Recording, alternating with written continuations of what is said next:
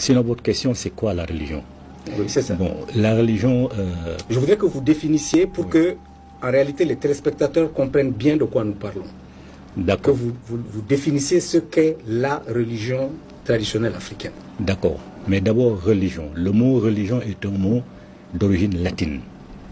Les latins et les romains, dans l'histoire universelle, sont récents. C'est un peu récent. Donc le mot est récent. Ce mot vient couvrir des réalités qui ont existé avant qu'il ne soit inventé. Ces réalités-là se résument dans la tradition. On peut les appeler mœurs et coutumes, on peut les appeler culture avec un grand C, on peut les appeler des civilisations avec un grand C qui englobe tout, mais en général c'est tradition.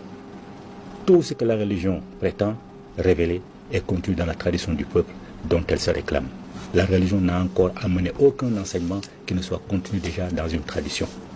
Bon, maintenant la tradition africaine. La tradition africaine repose sur certaines bases fondamentales. La croyance en l'androgynie de Dieu.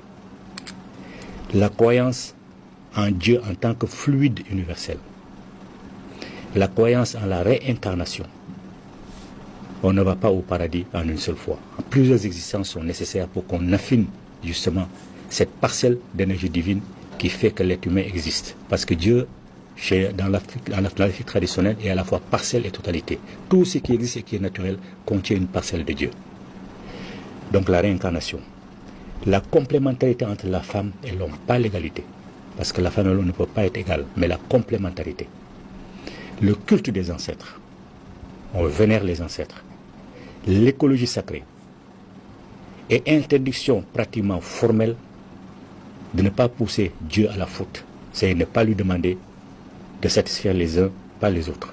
Parce que Dieu serait injuste s'il faisait de moi un homme de pouvoir et l'autre un mendiant. Donc interdiction absolue de faire ça. Du Sénégal jusqu'en Afrique australe, ce sont ces mêmes valeurs fondamentales qui existent. Et il y a d'autres valeurs encore dans lesquelles on pourrait peut-être rentrer dans les détails. Mais les grandes valeurs fondamentales, c'est ça. C'est sur celle-là que repose la tradition africaine, donc la religion africaine. Habib Kane, alors vous venez d'entendre la définition